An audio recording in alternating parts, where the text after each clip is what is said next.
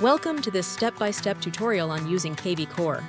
Today, I'm going to show you a simple and effective way to extract your leads from kvCore. Whether you're managing your real estate business or just need to organize your database, this step-by-step guide will make the process super easy. Let's get started. First, go to the Contacts section, which you'll find under the dashboard at the upper left portion of your screen. In order to select all, click on this checkbox option to grab everything on the list.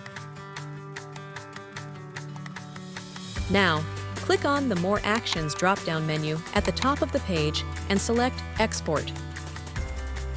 This will generate a CSV file of your selected leads that will be emailed to you. Thanks for watching, and see you in the next video.